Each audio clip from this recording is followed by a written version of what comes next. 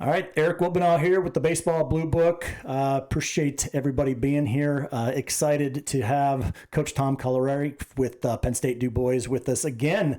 And it's an interesting time and reason why we have Tom on again. For those that don't know, one of our clips that we did with our previous interview with Tom went viral on Instagram, and it's an interesting clip, and it really is talking about kind of the people that the coach is looking for. But I wanted to give coach an opportunity to kind of address it and expand on it, maybe, and just kind of go through what his thoughts are on it. So, Coach, welcome back, and I appreciate you being on the Baseball Blue Book podcast. Always a privilege to talk with you. How are you doing today? Hey, I'm great. Thanks for having me back on, Eric. Hopefully we can get some people on the same page with me here. No, it's good. I'm excited to be back on and talk baseball. That's great. Well, hey, before we get into that, make sure you guys like and subscribe to the channel. Share this video with your friends and family. All your support is greatly appreciated, and we're just excited about bringing coaches and their perspective on things, kind of what they see, kind of an inside scoop of the mind of a coach, and really it's for your value, for your benefit as you guys are going out there trying to find a good place to play. There's coaches all have different ideas of what makes a good team. I think in general, most of them are kind of on the same page, but it's always fun to listen to their perspective on things. So, Coach, I guess let's start with kind of the season. We talked a little bit. I know you had some injuries that maybe caused some concerns, but we've wrapped up the 2023 season. Why don't you give us a quick update and some of the players and anything that you'd like to talk about? I appreciate the opportunity to come back on and talk about our program, and obviously enjoy chatting with you off camera about some things as well. Last time we talked, we were going into coming into our season, and we were very young. And I think you asked me the question during that podcast, what our season would look like. And I said, we're young, but inexperienced doesn't really mean a whole lot to me, because there's a lot of inexperienced people that as long as you get them through it, still. And we started off the season in our spring trip. We were 1-6, and we woke up every morning asking Siri if we were ever going to win a game. So, we were 1-6, came back, and then we lost our first 5 games of our conference. We were like 3-11 at some point. And then we rattled a bunch off, and we ended up 30 and 13 on the year. Wow. So you can do the math on that. So once we got everybody healthy, yep. When we were 1-6, we were missing basically our entire infield. We were having catchers play the infield. We had an outfielder play the infield. We had a freshman second baseman playing shortstop. We were really banged up, and guys coming off injuries and from the season previous, and going through rehab. So it was just timing. And but it was actually good, because I think as freshmen, they get thrown in the fire really quickly, and they learn how to deal with adversity. And when you have high character kids like we try to get, which we'll talk about, when you have high character kids that are tough kids and mentally strong kids and responsible kids that take accountability with what they do, they take that as a challenge, and they really took that on as a challenge, and they had a lot of failures. And then we got back to work when we got home from our spring break, and got in a weight room and got on the field and worked out some things, and gave them some valuable experience. Even though it was failure, it was learning. I don't think of it as failure. I think they learned and they applied it, and eventually, obviously, finishing the year, 30 and 13 after a 3-10 or 3-11 start, whatever it was. Winning a 4th small college national championship, what we did. And we've won 4 small college national championships in only 5 years, the last 5 years. So that speaks volumes of our coaches, speaks volumes of our players and their character and their work ethic, and willing to support each other and, learn from learn from things that don't go their way, because that's life, right? It ebbs and flows and like a roller coaster, but they learn from it. They don't dwell on it. They learn from it, apply it, and our players mentor each other and support each other. And, it really showed up. And the funny part, I'll just share this. So again, we won our 4th out of 5 small college national championships, but at the World Series, we played 5 games. We were 5-0, and we did not hit one home run. Wow. The whole time. So in the age of guerrilla baseball, the 3-run homer, the big fast showcase guys that are, hitting the ball out of the yard and doing those types of things, we weren't built that way. And we recognized that with a young team, and we were built on pitching and defense, which at any level, as any coach is listening, they know it's pitching and defense, and you get some timely hitting. But we did it with hit and runs, slashes, bunts, stealing bases, picking up timing on pitchers, a lot of base running. So that's how we created offense, and we threw up a bunch of runs and put a lot of pressure on teams in a different way. And I believe that our kids bought into it. And, our mantra was just get on base. Get on base. Well, did Siri answer that question for you, I guess? Siri answered the question halfway through the year. It started to click a little bit. So, no, my assistant coach, Mike Nesbitt, who's an amazing guy. We'd wake up every morning in Myrtle Beach, and he'd say, Siri, are we ever going to win a game? So we had a good laugh about it. But about halfway through the season, it started to click with players. And, again, our mantra was just get on base, and we're going to make things happen. And that's what we did. And our guys did a great job at it. And our pitches held up all year and played great defense. And that's how you got to win and do it together. Well, as a coach, that takes a mindset as well. And maybe that's experience. Going through those challenges in the past. Talk a bit about that, because going to 1-11 or 3-10 or whatever it was, all the way to where you went mentally from your perspective, right? Talk to other coaches. A lot of new coaches coming up through the ranks, understanding this, taking over maybe new programs that have really struggled. I hear it all the time. I've talked to coaches from the winning coaches all the way to the ones that are really struggling. What did it take, and what does it take from your perspective to get through some of those challenging times? So it's really easy to win, right? It's really easy to, it's not easy to win, but it's easy to talk about when you do win. So when we were 3-10 or whatever it was, and then we ended up, 27-2 or whatever it was at the end of the season. So midway through the year when we came back, you get back in, you don't panic. I think young coaches have to understand you don't panic. You just trust the process. And it's kind of a cliche, but we talk to our players about, hey, just trust us. Trust that what we're saying, try to buy in, and you got to individually talk to them. You got to talk to guys individually, and it comes back to the relationship part. It truly does. It comes back to the relationship part, talking to guys individually. What are they struggling with? Hey, what are we struggling with here? Not only on the field stuff, but maybe some off the field stuff. Really dive into, develop relationships, and so they can trust you, and they start believing in what you're talking about, and they all buy in together. And I think that's extremely important for guys to be able to do that, but they all have to do it together. And then we start having team stuff together, and we have golf outings together, and going through that adversity together really brings everybody together.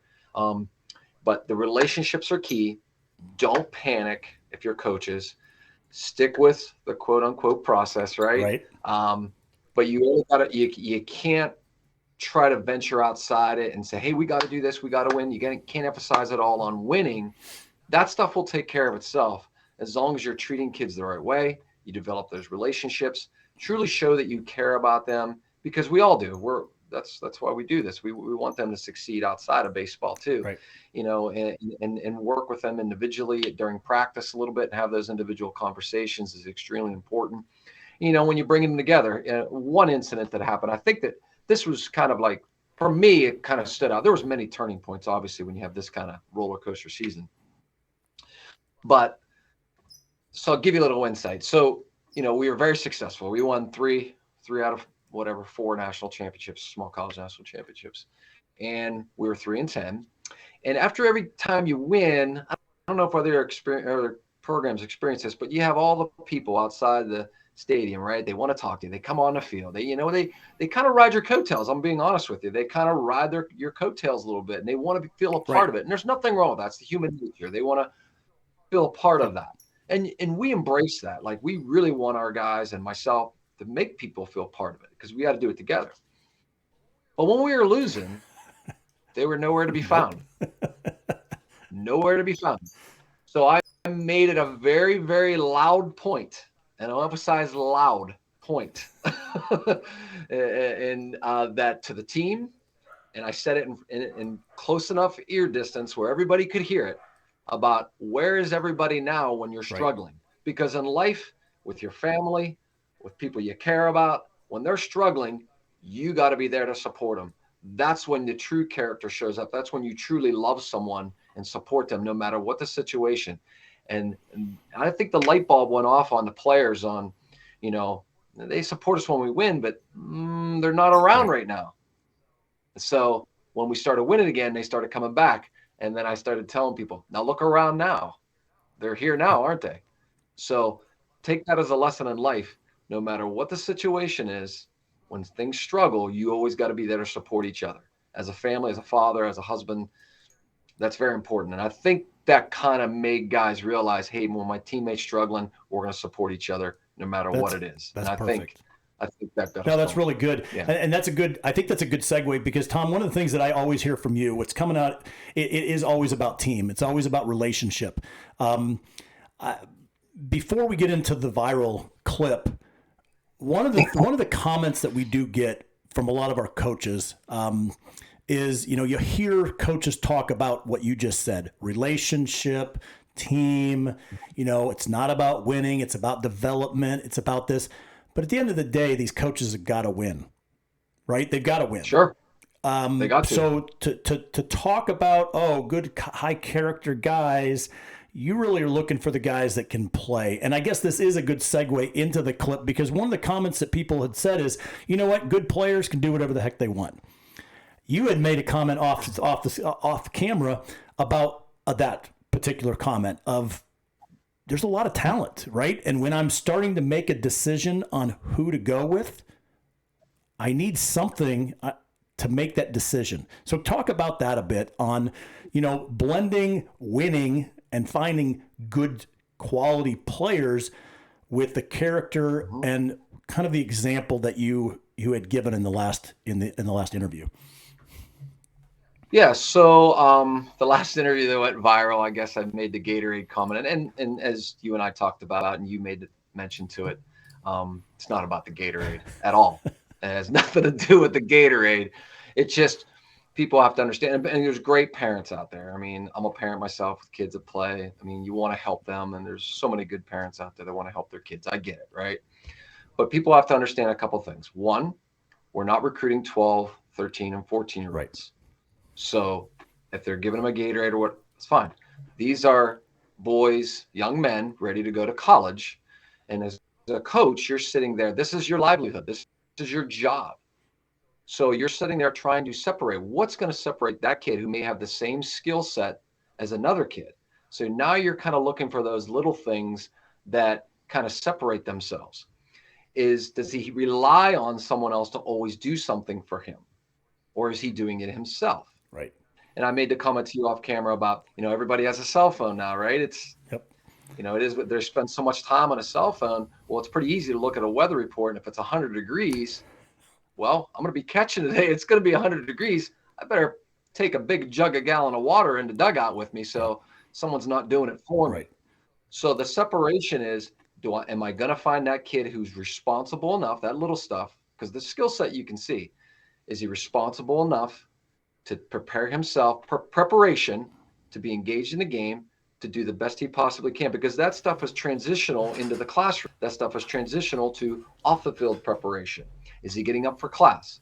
Is he doing well in class? Is he preparing for the game? Is he watching film to prepare himself to succeed and his teammates succeed on the field? Is he prepared with all of his gear? Is he forgetting things? All those little things start to add up. Is somebody else doing it for him? Because I've coached many a player where, good and bad, where some kids just aren't responsible enough, and there's always teammates taking care of them, or they don't go to class and I have to suspend them. So do I really want to spend a lot of time worrying about if that kid's in class doing what he needs to do outside the classroom as well, and then having to suspend him, and maybe he's on a scholarship?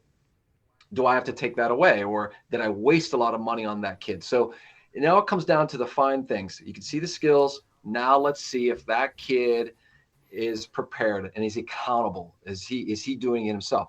So when I made the comment, it was a red flag. It doesn't cut a kid. Right. I'll make that clear. It doesn't cut a kid, right, but it allows us to say, all right, that's a red flag.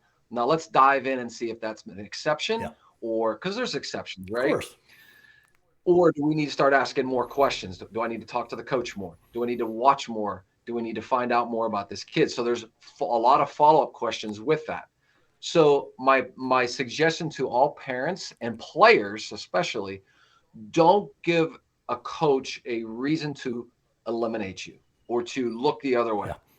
You know, they may be like me and start asking more questions if they really like the kid, or they might cross them off. I'm not speaking for anybody else, but they just might look for the other guy instead. I'm just going to take the other guy. So don't give anybody a reason to cross you off the list. It had nothing to do with the Gatorade. It had everything to do with preparation and accountability and making sure you're doing things on your own. I think as adults, because it's our livelihood, absolutely. Right? I could get fired. You mentioned you got to win at the end of the day. So I'm going to take guys that are going to help us win. And, they're walking around with our jersey and our T-shirts, and they're walking around their communities with that. And do I want them walking around with our shirt on with a kid who's not very accountable? Do I want them and taking pride in the program? Or do I want a kid who does nothing, sleeps in, doesn't go to class, and he's walking around with that on their chest? So, it's a balance, right? It is a balance. And one of the things you talk about, you're raising these kids and you're developing them for life after baseball as well.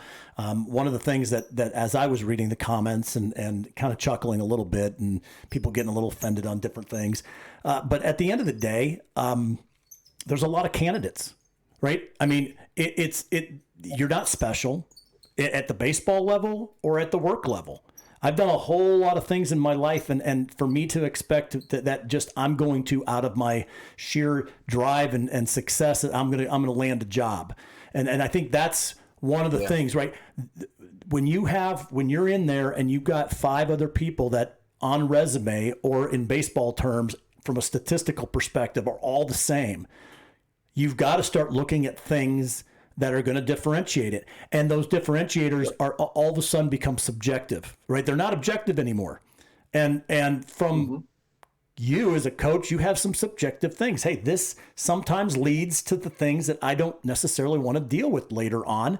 You might be the best kid out there, top all the statistics, but there's a couple of these things. I love when you said red flag.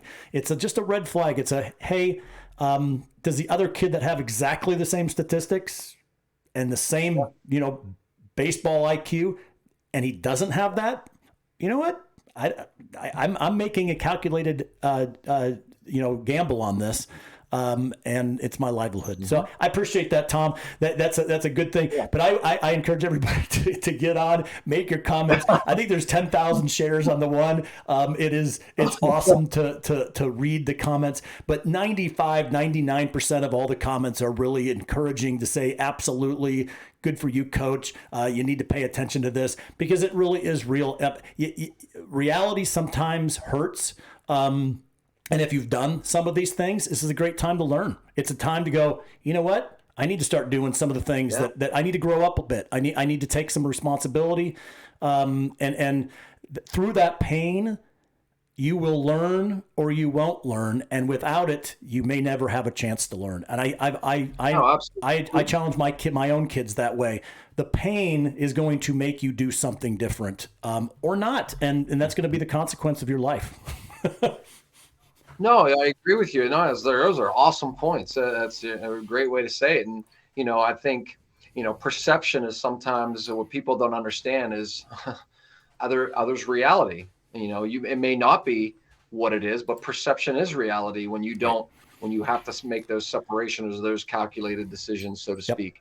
And I think the Baseball Blue Book and the podcast, and this is giving people information and insight of what college coaches are thinking to help them. This isn't to harm them. This isn't to, things literal. This is to give you information to digest it and say, all right, this is what they're kind of looking for. I need to maybe change my way of thinking to make myself more marketable, so I can have those opportunities to get an education or play for a coach that is going to help me develop as a human being first, and play for a winning program or a fit, wherever that is, wherever that fit is.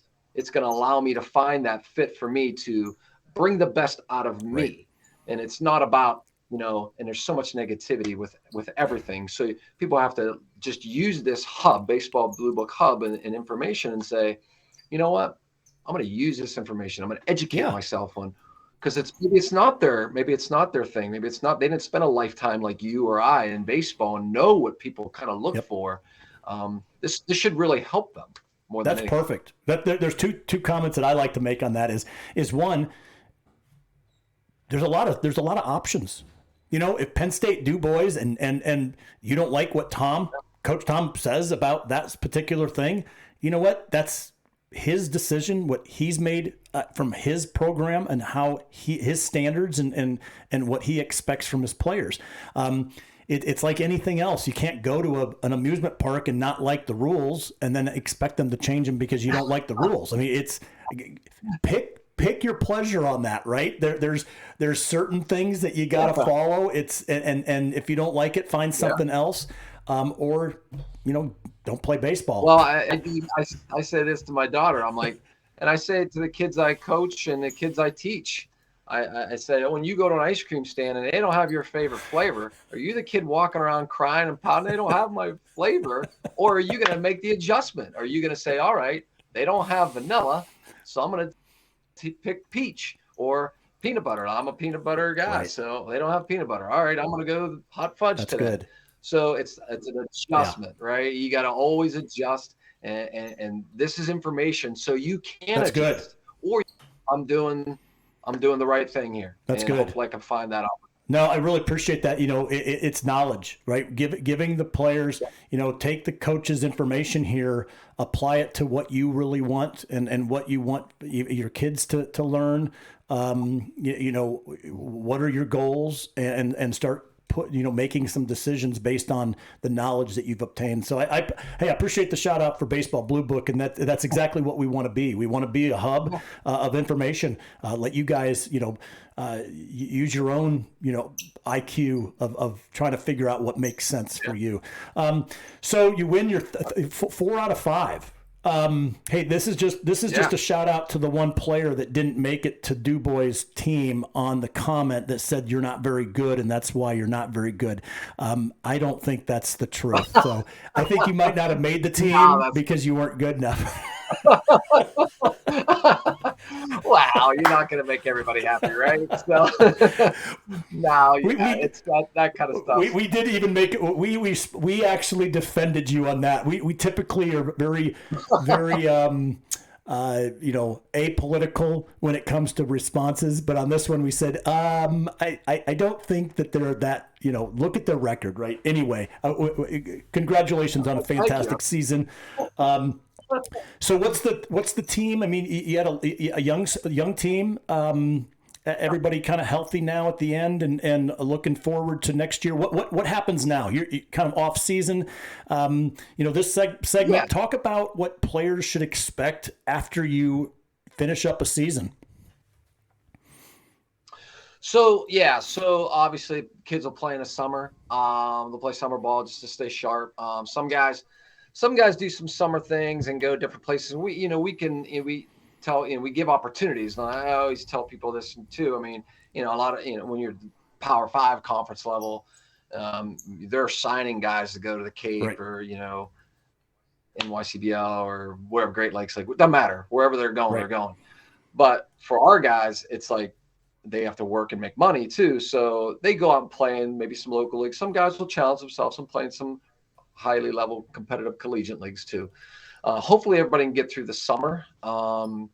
We have a lot of guys coming back. We lost a few guys obviously to graduation, but we have some guys coming back. The core guys are coming back. So we should be in really, really good shape.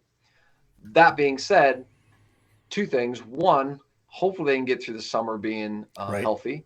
But the thing you got to worry about the summer sometimes is, are they being overused? Yeah. And you have to battle that, and sometimes have to shut guys down when they come back because they were overused. So when you're sending guys to different collegiate leagues, you send guys there that you trust, the coaches. But sometimes you can't control that. Maybe they're playing in a different league or whatever, and they get used up and they get injured. So you really have to stay again in communication with your players and encourage them that they also have to be aware and say no too. But coaches should never put them in that situation where they're throwing too much.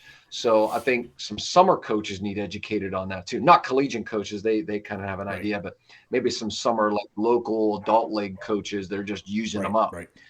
So you got to be careful and stay in communication with that. But as far as our next season goes, real quick, Coach, when you talk about overused, this might be a simple thing and most people understand it, but is it really predominantly just for pitchers, or are you talking, at any position? It could be for both. I think it can be for both. I think mostly it's for pitching for sure, and they're not getting there. And kids have to take some responsibility too. Again, the accountability we talked about in our last segment about people being proactive, and not everybody doing anything for them. So they have to be proactive in their arm care and their recovery, but they have to have a rest in between. So it sounds simple, but are they doing what's necessary in between starts? So, and that's why you have to make sure they're doing it. But the guys you trust, they're going to do it anyway. But it can be for positional players too. If they're banged up or injured, they are taking some time off. So I know some of our really, really good players, they needed some time off. They did. They needed some time off, and that's okay. And they know their bodies. So yeah, I mean, it's kind of a feel thing, but it can be applied to both. Good. But thank you.